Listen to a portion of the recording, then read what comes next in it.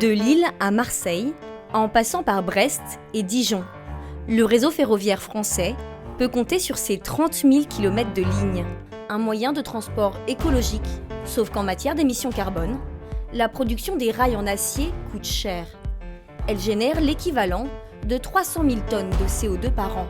Pour réduire l'empreinte carbone de son réseau ferroviaire, la SNCF mise notamment sur un nouveau rail entièrement vert. Grâce à la filière électrique, on va gagner 60 à 90%, donc près de 200 000 tonnes de CO2 équivalent. C'est une sorte de recyclerie du rail. On a quand même tous à cœur de réduire l'empreinte carbone, les gaz à effet de serre pour préparer un monde meilleur.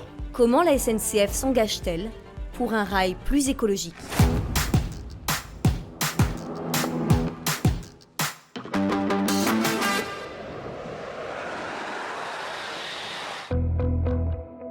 Solon, à 15 km de Dijon.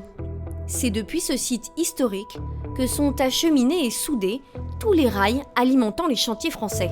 Dans cette usine, on reçoit principalement des rails du fournisseur Hayange en longueur de 108 mètres et on les soude en multiples de 108 mètres pour les expédier aux différents chantiers de France. Le but étant de faire une soudure de qualité et de précision, de pré-mâcher le travail pour les chantiers pour que les longs rails soudés soient déchargés ensuite sur tout le réseau français. Salut Thibaut, ça va ?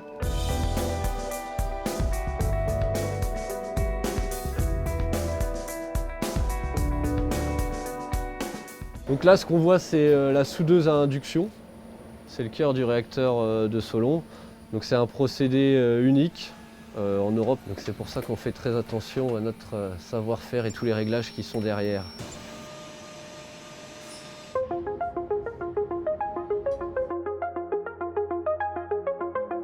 Destination L'Hérouville dans la Meuse pour ce rail. 1500 km de rails sortent ainsi chaque année du site de Solon. Au maximum, ils peuvent atteindre 432 mètres de long, soit l'équivalent de 32 wagons. Le rail, c'est littéralement une spaghetti, il peut se déformer et épouser la forme de la voie. Cette opération bien rodée est peu coûteuse en émissions de CO2, car le bilan carbone des rails se situe plutôt en amont de la chaîne, lors de leur production. Historiquement, on achetait du rail qui était issu de la filière fonte, donc du minerai de fer qui passe dans des hauts fourneaux pour être transformé en matière intermédiaire, en bloom, les grosses pièces de métal qui sont ensuite laminées. Donc cette filière fonte au fourneau est très émissive en CO2. Les rails verts, la fonte se fait à partir de ferrailles qui sont refondues électriquement et donc beaucoup moins émissives en CO2. On gagne près de 60 à 90% du volume de CO2. Soit l'équivalent de 200 000 tonnes de CO2 en moins dans l'atmosphère.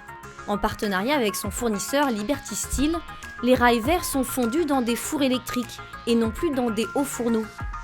La matière première n'est plus issue de minerais importés, mais d'acier recyclé. Ces mesures vont faire chuter la facture carbone du rail français.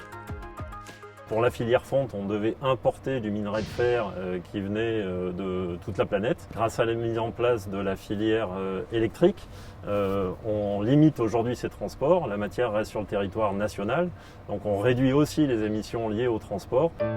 Bientôt, tous les rails passant par Solon seront issus de la filière électrique.